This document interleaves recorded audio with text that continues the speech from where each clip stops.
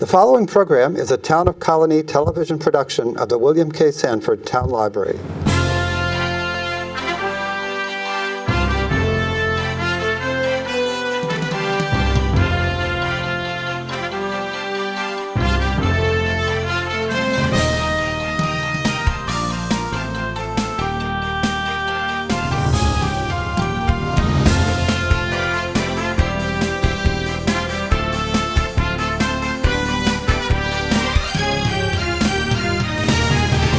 Welcome to Albany County News. I'm Mary Rozak, the Director of Communications for Albany County. And in the next half hour or so, we are going to talk about what people call the most wonderful time of the year, but not necessarily the most wonderful for everyone. And we have some ideas, some thoughts to share with you about how to cope as the holidays become stressful, and a lot of other things that we do with the Albany County Department of Mental Health and its director, Dr. Stephen Giordano. Welcome. Hi, hello, Mary. It's been a while, and I'm glad that you're back to talk about the holidays. And we're going to start out there, but there's so much more that we want to talk about today with the Department of Mental Health and everything you've been up to. But it is an appropriate time as the holidays approach. Many of us we may feel overwhelmed. We're happy, but we start to feel overwhelmed, and then some of us may have friends, relatives, maybe even ourselves that may not feel as happy as we think everyone else is, and may feel depressed, or the holidays may not be the best time for us. How difficult is this time of year for some people? Isn't it unusual that a time that should be so filled with joy is not so filled with joy for many people? Mm-hmm. I agree, and we see so many people in our clinics and in our services. The holidays are not the same for everyone. Mm-hmm. And I remember when I was here the last time we talked about this, I said something which I'll repeat if you don't mind. No, go ahead. And that is, we shouldn't compare our insides with other people's outsides. Okay. This is a time of unrealistic expectations very often. Mm-hmm. And with the advent of social media and Facebook, and everyone's so happy and everyone's having such a great time, and people don't connect with that. So very oftentimes it is just an unrealistic expectation of what the holidays should be. And I always tell people to share their feelings, to talk with loved ones, to talk with family ones, to be gentle on themselves. We know that giving is the real secret of these holidays. Mm-hmm. But it's to oneself as well. So I always tell people to try to challenge their expectations for themselves, to be perfect, to invite everyone over and cook the best meal. Calm down. Mm-hmm. Having said that, there are many people for whom this is a really bad time, mm-hmm. and the folks like that come to mind are those who are experiencing, for example, an anniversary of a lost loved one. Mm-hmm. This is the first time they're going through Thanksgiving or Christmas. That can trigger a real mental health challenge for people. So what do you suggest for that? I mean, I know that I recently had the anniversary of the passing of my grandmother, but it has been more than 10 years. And for some, it's still very raw. But everyone is different. Yes. And yet at the same time, how, as we have Thanksgiving approach and we think about family, how is it that you can help someone get through that? Because some people, I am very forward. I will ask. I will just come out and talk about it. But some people may hesitate. And how do you know if it's okay to talk to someone about their late loved one or not at this time of year? It is very individual. I think you're correct. The holidays are so much about traditions and the history of those traditions that often involved loved ones. They're not there this time around. Things can be very challenging. I always tell people, make new traditions. Start. Don't ignore the loss. Mm-hmm. Don't try to be over the loss. Grief is one thing that has no timetable. So I think you're right when you say it's different for everyone. Sure. I ask people if we can talk about something, or if do you want to talk about something, but I always take the lead of the individual. So in that situation, I would encourage people to be forward as well, but to accept the answer. Mm-hmm. people know what's best for themselves. So Sure. you can ask the question, and even if you don't get the answer you want, you have to live with it. Yeah, I know, we talk about how different it is for people. I know that, that very first Thanksgiving, my grandmother had passed 2 weeks before Thanksgiving, and we had always gone to one of her favorite restaurants, and I will say the Desmond, we would go for Thanksgiving. And so that first year, I brought a picture of the year before when we had a family picture taken and had it on the table. And that was important. I haven't done that since, but for that first year, for me, that was important. That sounds like a very healthy way to go about it, to not ignore the truth that everyone sees, and to honor the person who's not there. And when I had that extra cup of soup, it was for Graham. I said I was having that extra cup because she liked that. The extra piece of cake. Yeah, I think that so often we're afraid to acknowledge what's really going on with one another. A caring friend who asks, or a family member, that's certainly appropriate. But I think also sometimes we have to reach out and ask for help. You could be with many people in a joyous setting and still feel terribly lonely and sad. Sure. And I think we imprison ourselves many times. Creating new traditions, being gentle on yourself, not judging your inside by other people's outsides. No one is as happy as they appear. Sure. And I think we've talked, you mentioned a good point about social media and Facebook. And, I think one of the things that we've learned is, people try and outdo themselves on social media, and that is just not reality. It's a blessing and a curse, but you are absolutely right. And I think that's something we need to remind our children and our colleagues and our loved ones. No one's lives are as good as people spend time trying to present. There is evidence to suggest that it triggers feelings of sadness and loneliness and depression in people when they see the wonderful vacations that everyone else seems to be taking, for example. Sure. I think being on the alert for those you care about and being there for them. And there's professional help as well, and that's the business that we're in. So how do you know? How do you know when your grief personally, maybe a little bit too much, maybe that you need to reach out for some help? Because it is very difficult for people to reach out, and they think, geez, my loved one just passed, a week ago, 2 weeks ago, a year ago. How do you know, because we all grieve differently, when it's time to get some help? Yeah.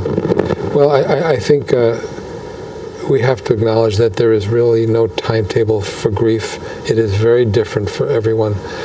And if you talk to people who've gone through significant loss and they've kind of gone down the road a bit, they'll tell you that you never get over it. You never forget it, but you have to find your way through it and live your life in spite of what happened. For some people, it's a natural process. I've always thought that if your relationship was complicated with the person that passed, your grief is going to be complicated too. And so I think that could be one kind of internal measure. If I never really got to say what I needed to say to that person, or I still have so many contradictory and mixed feelings about that person, and you keep ruminating about it, and the grief is not passing. I think then there are people who specialize in working with loss and grief and loss. Sometimes people, though, don't see it themselves, and they need someone to suggest that. And so once again, let's say, to make it easier, let's say I know someone, and it's been a period of time, and how do you approach that person? Because that's very difficult. Yeah.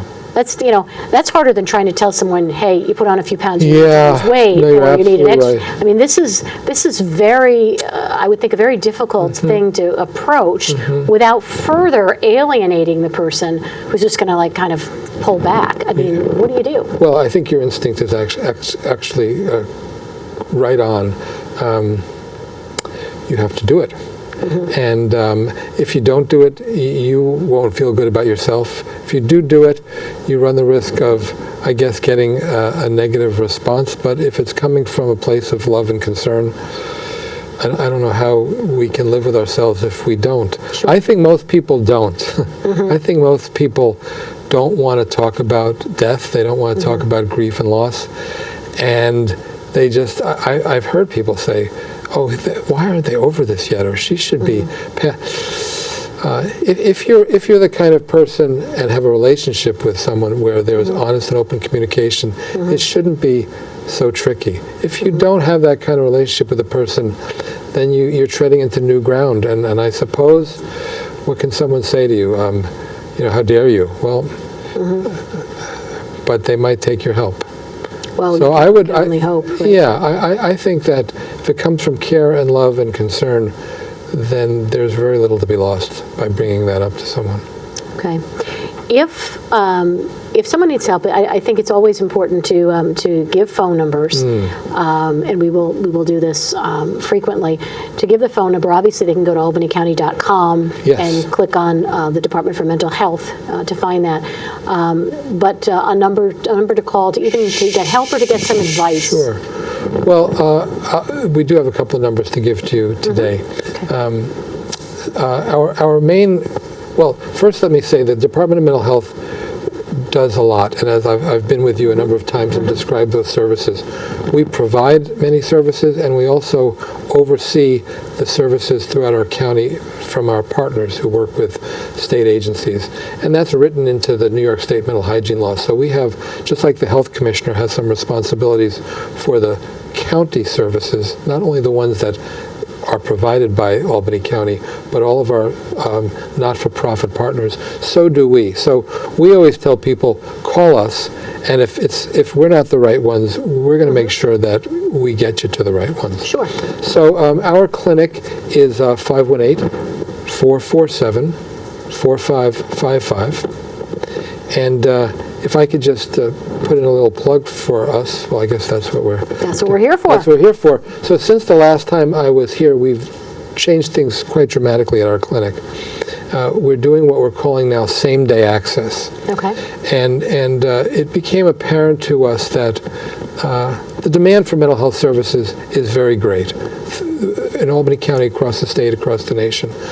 And we found that people would call and they'd finally get to the point where they were asking for help, which is often a journey just to get there. Sure. And then, not just from us, but for other partners in the community, sure, we'd love to see you. We can see you in 2 weeks, and then we'll get you in to see a doctor in 3 or 4. That's tough. There's no world that's acceptable Sure. in. But that has been the standard of care for a long time. Imagine if you called your physician and said, I have a terrible headache. Oh, yeah, we'd love to see you. We'd see you in 2-3 weeks. How does that sound?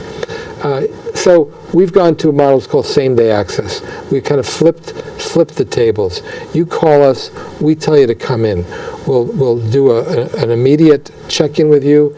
If we're right for you, we'll start treating you. If you're not right for us, we'll make a connection to a partner in the community. It's a culture shift.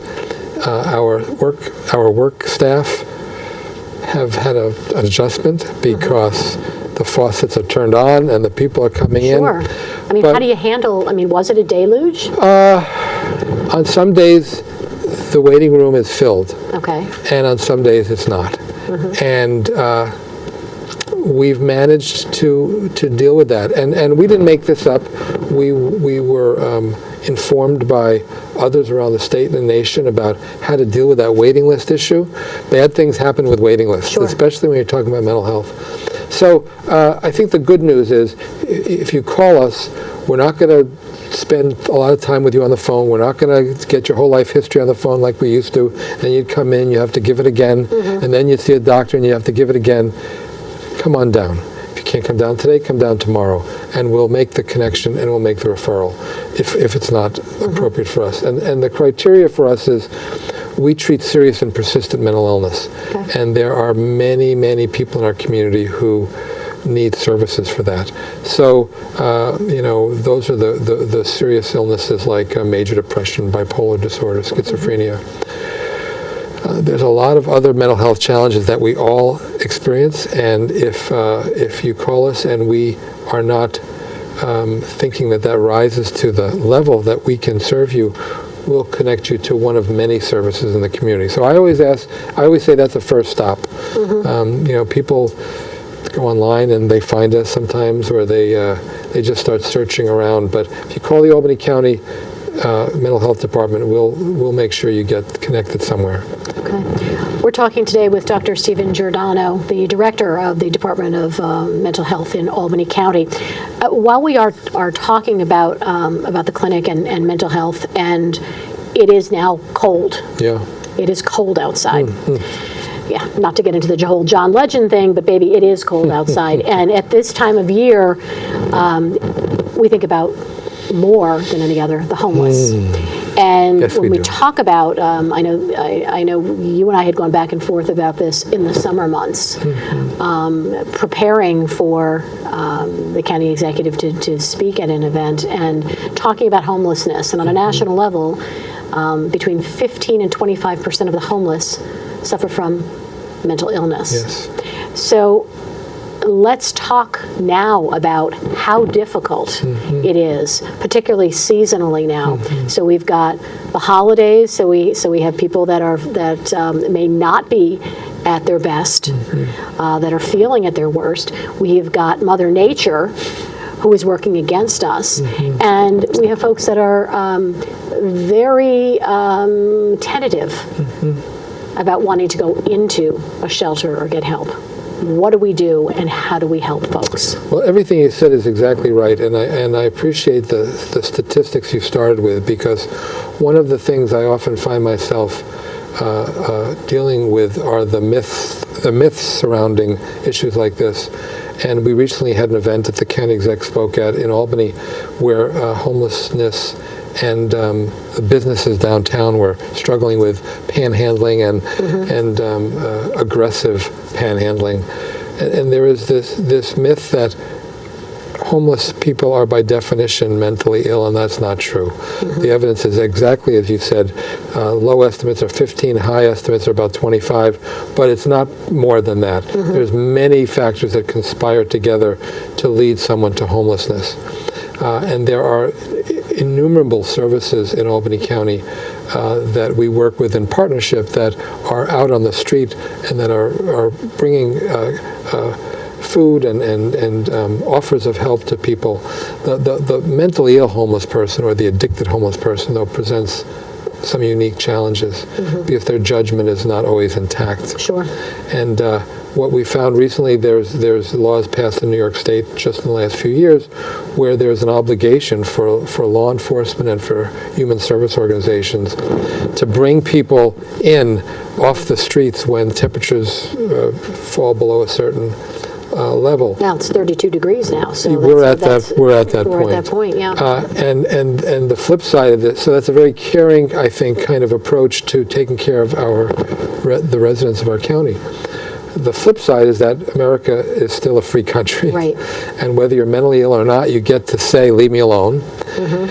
And people say that to us, and we often run into the challenge of whether is this person exerting their rights as a free American citizen, or is their judgment so impaired that we have to overstep and go beyond their rights to say no and take them into some sort of caring level of custody.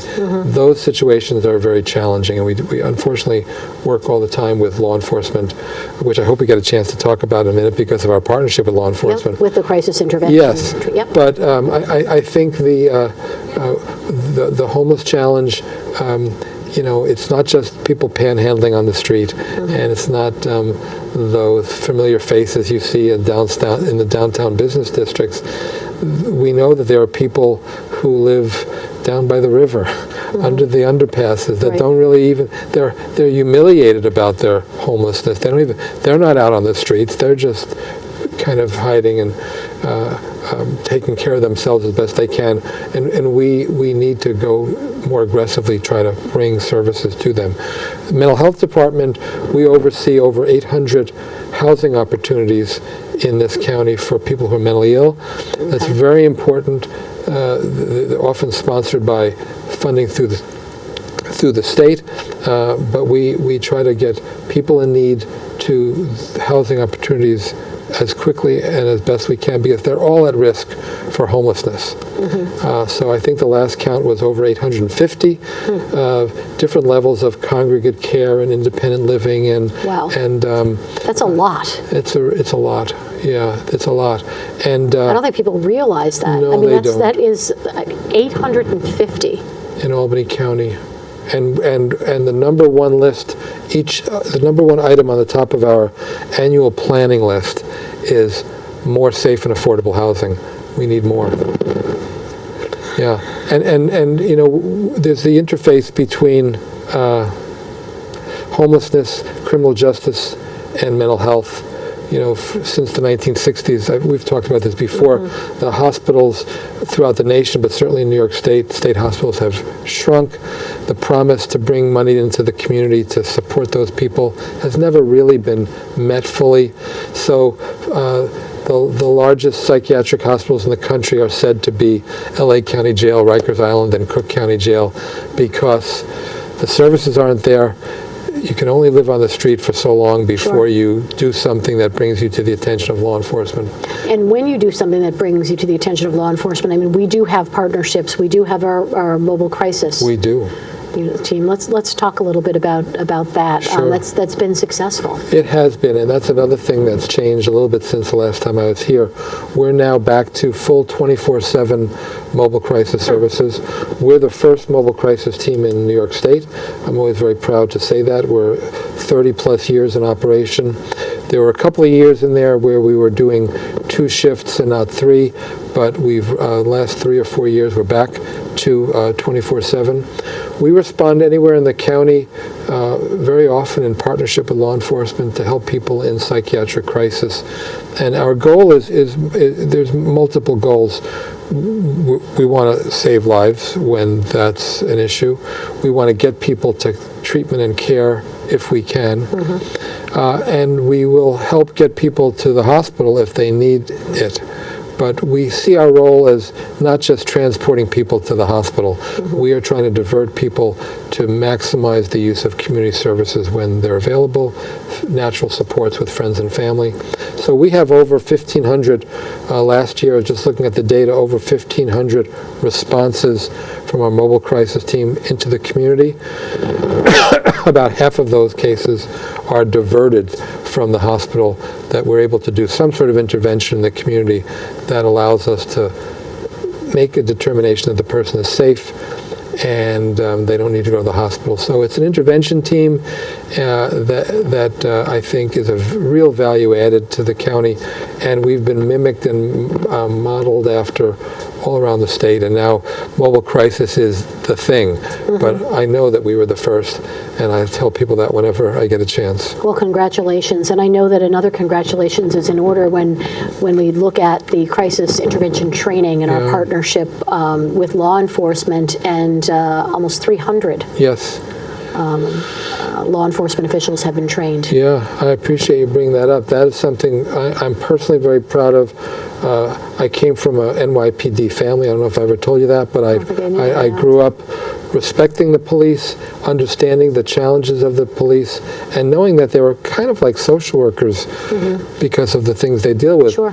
But we have stepped in, and actually I must give credit where it's due. Our county executive insisted. We did one of these a few years ago because we got state funding. Right.